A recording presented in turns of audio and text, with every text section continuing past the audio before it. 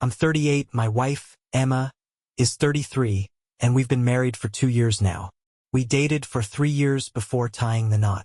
Honestly, she was the one who really wanted to get married, and to make her happy I eventually agreed. About a year ago we decided, or rather, she decided it was time to start trying for a baby.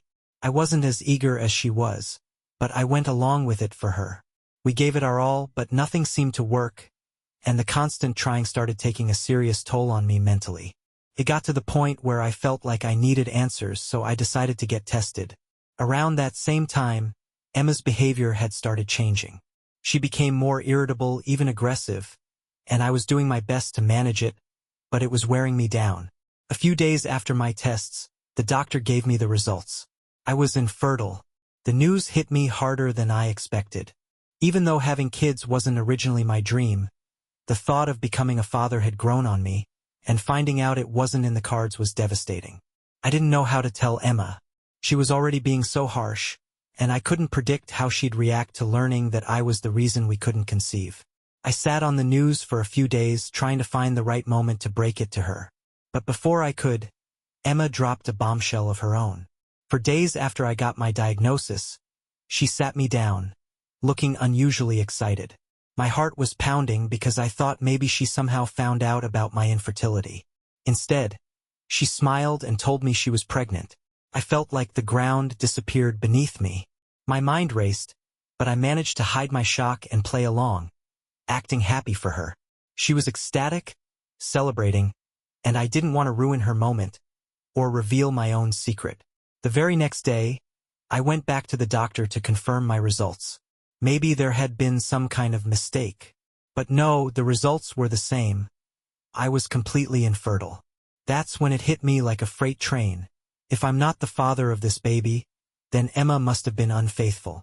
The procedures we'd need for her to conceive artificially weren't cheap, and since I was the sole breadwinner, there was no way Emma could have gone down that route without involving me. That left only one possibility. She had cheated. The thought was so overwhelming and surreal that I froze, unable to act. While I sat in silence, Emma was busy planning a huge party to announce her pregnancy. She was glowing with happiness, but I was utterly crushed. I couldn't show my feelings, though. Not yet. I needed to understand exactly what was happening before confronting her.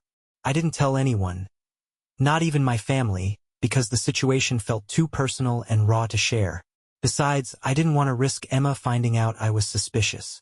If I accused her too soon, she could just leave, and I'd never know the full truth. So I waited. As it turns out, I didn't have to wait long. Everything unraveled on the day of the party itself. The house was packed with people. Our families, friends, and even a few of my coworkers. Among the guests was one of our neighbors, Kyle, who lived directly across the street. He's 27, young, and undeniably attractive. Honestly, the kind of guy who makes you feel self-conscious just standing next to him. He's an aspiring model and had moved into his aunt's house to be closer to the city for work. Emma had always been fond of Kyle.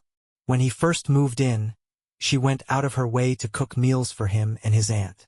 He'd even joined us for dinner a few times, and we talked about his modeling career.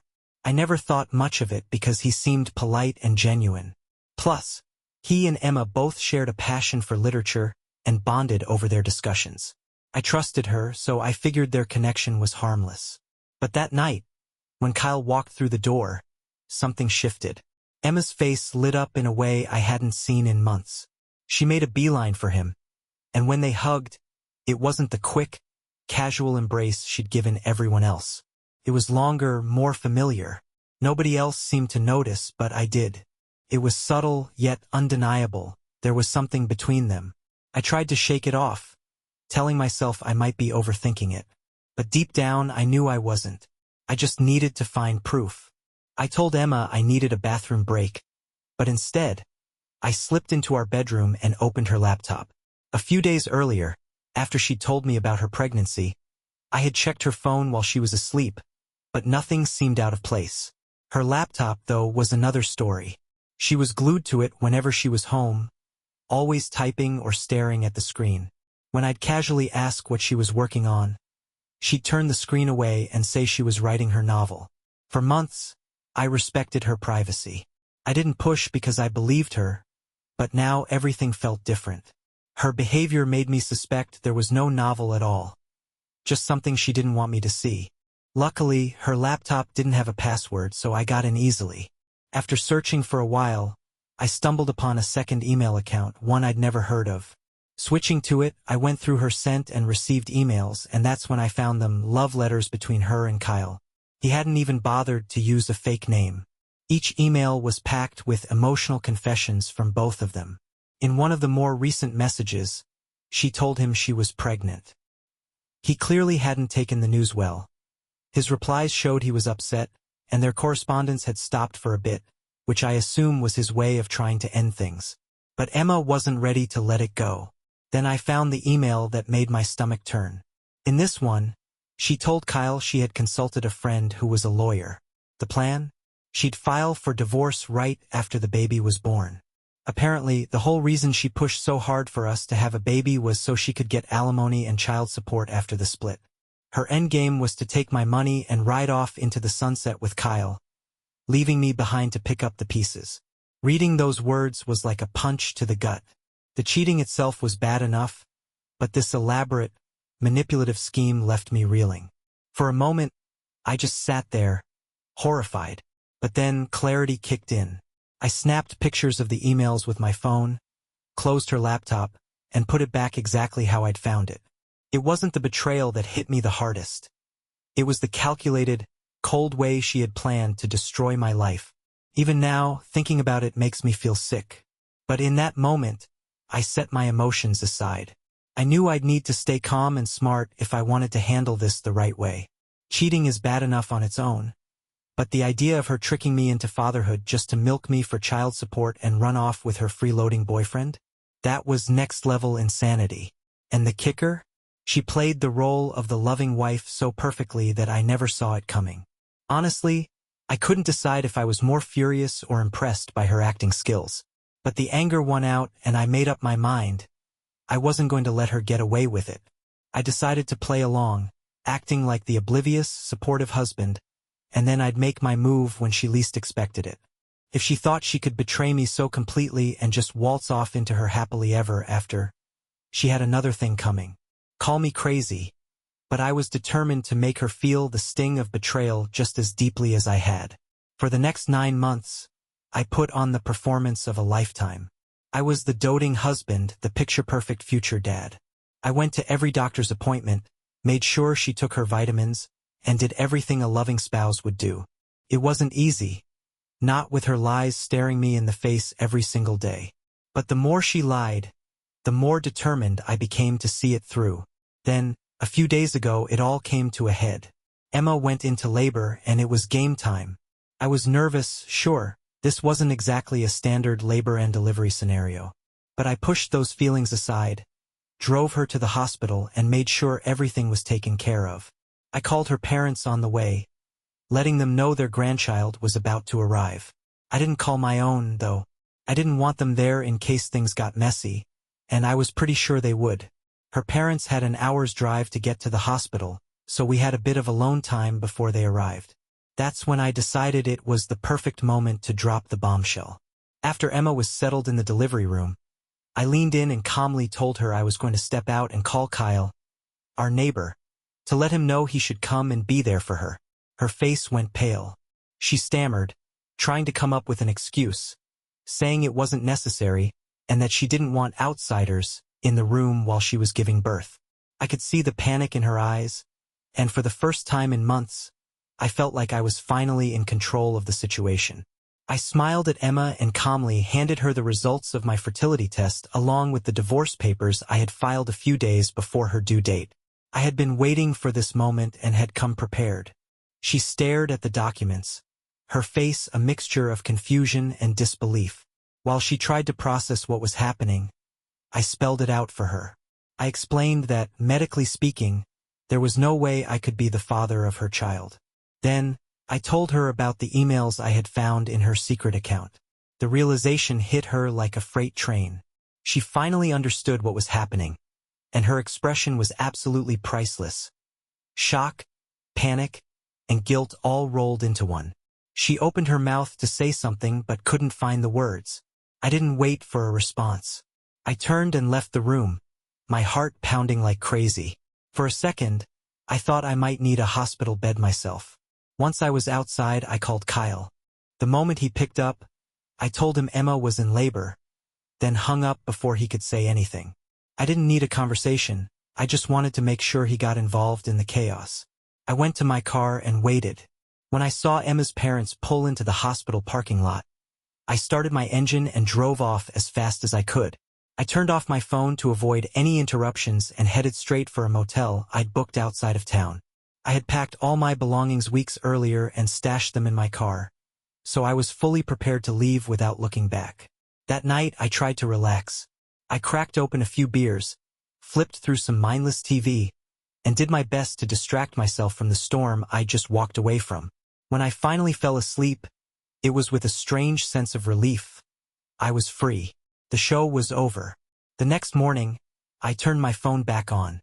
Unsurprisingly, there were dozens, if not hundreds, of messages from Emma and Kyle. I didn't bother opening any of them, but there were also texts and missed calls from my parents and brother. I figured Emma must have contacted them when she couldn't reach me. I decided it was time to explain everything to my family. I called my parents and told them I'd be home soon and asked if my brother could join us.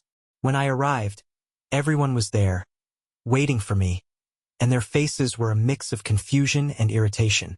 In their minds, I had missed the birth of my own child and made them miss their grandchild's arrival, so I understood why they were upset. I sat them down and told them everything, the fertility test, the secret emails, the plan she had concocted, and why I'd walked away. By the time I finished, the room was silent. My parents and brother just stared at me, completely stunned. I had braced myself for anger, for accusations, for questions about whether I had done the right thing, but none of that came. After a long pause, my dad finally spoke. All he said was, "I just hope nothing worse comes of this." It wasn't the reaction I expected, but it was enough. For the first time in months, I felt like someone was on my side. After I told my family everything, they kept their thoughts to themselves. If they had opinions, they didn't share them, which honestly made the whole ordeal easier to manage. That was a few days ago, and while things with my family went relatively smoothly, Emma, of course, has been on a rampage. She's been doing everything she can to pin the blame on me for ruining her first-time motherhood experience. The texts and calls haven't stopped since I walked out. She's tried every angle, guilt trips, anger, and even pleading, but I haven't responded to a single one. What's more ridiculous is that even Kyle had the audacity to text me. In his message, he talked about how upset Emma was and suggested that for her sake, we should put our differences aside and try to work things out. The sheer arrogance of it was mind-blowing. He even claimed that during her pregnancy, Emma had started falling in love with me again, which apparently shocked both of them. According to him, this newfound love should be reason enough for me to give our marriage a second chance. What a joke. If Emma had genuinely fallen back in love with me, why was Kyle still in her life? Do they think I'm an idiot? The fact that they're trying to paint this entire situation as a minor misunderstanding just adds insult to injury. Emma keeps accusing me of being the one who lied because I stayed with her throughout the pregnancy while knowing everything. She's furious that I didn't confront her earlier and instead let her go through the entire act, pretending everything was fine. She's even said it was cruel of me to let her think the baby was mine. The nerve of her accusations would be laughable if it wasn't so infuriating. Update 1. It's been about a week since the baby was born, and I'm still living in this hotel room. I haven't visited Emma, nor do I have any plans to. She's still texting and calling nonstop, but I don't see the point of engaging with her. I've made it perfectly clear that I don't want to talk to her or hear anything she has to say. I haven't blocked her yet, but Kyle has officially crossed the line. He sent another message reminding me, again, that Emma is still hopeful we can work things out. The fact that he feels entitled to lecture me about fixing my marriage after everything they've done is beyond ridiculous. I haven't replied to him either, but at this point, I'm considering blocking them both. I'm done with their nonsense.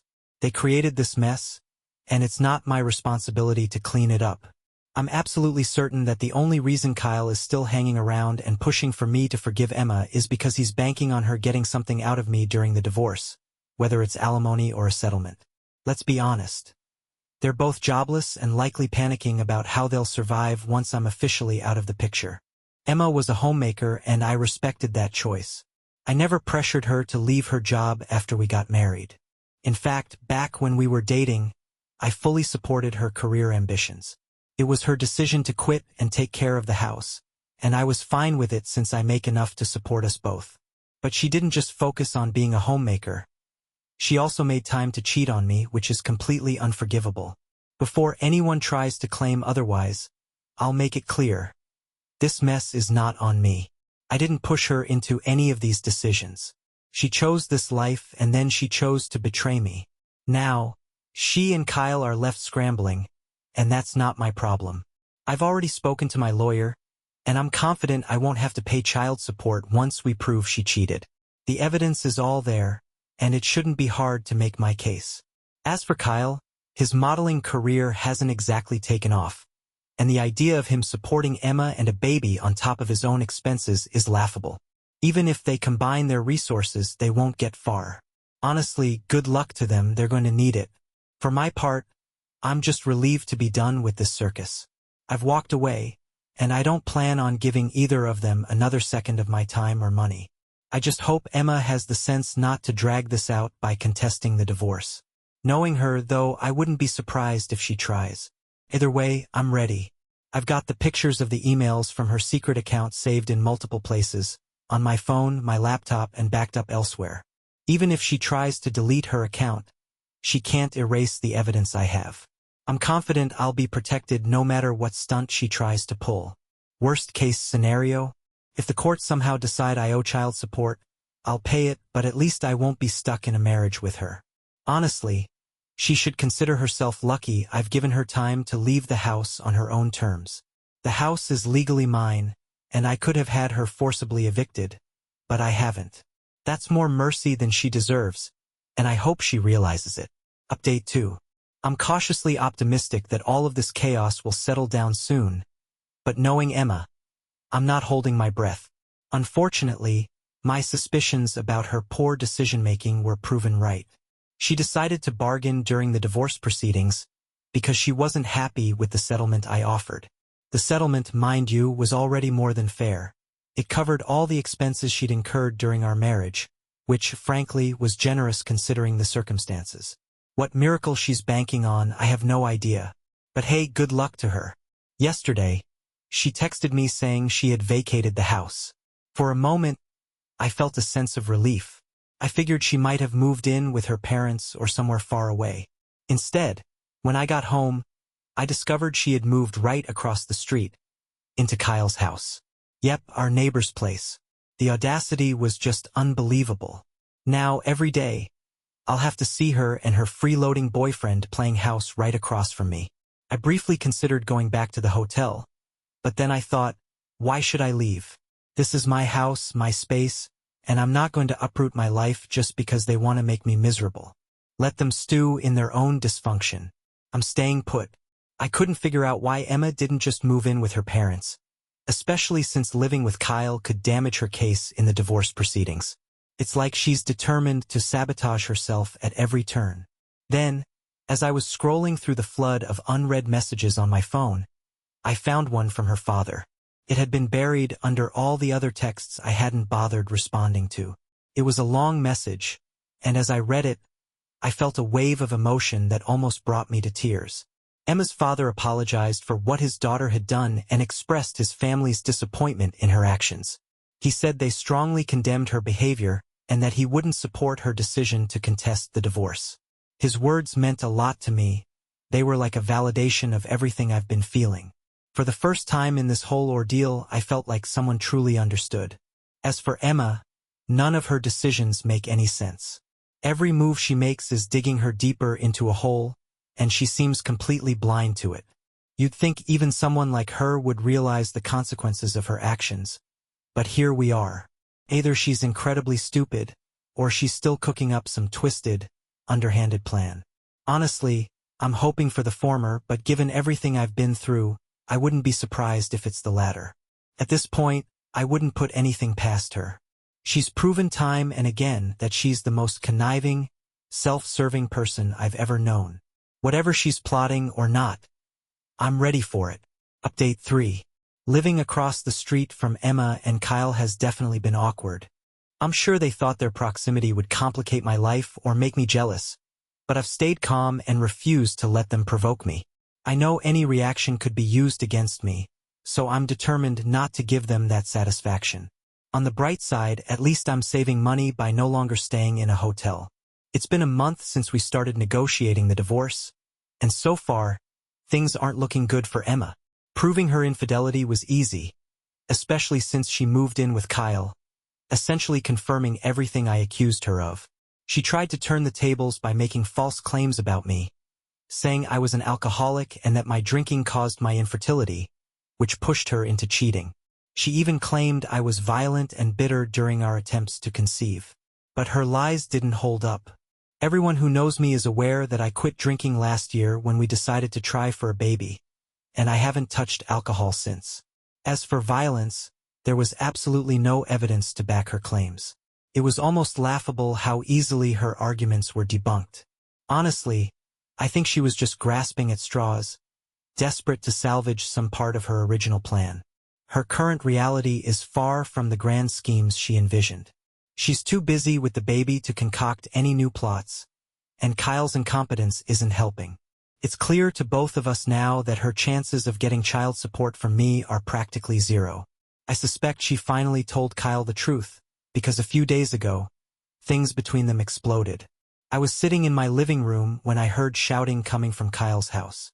A few minutes later, I saw him forcing Emma and the baby out onto the street, hurling insults and curses at her.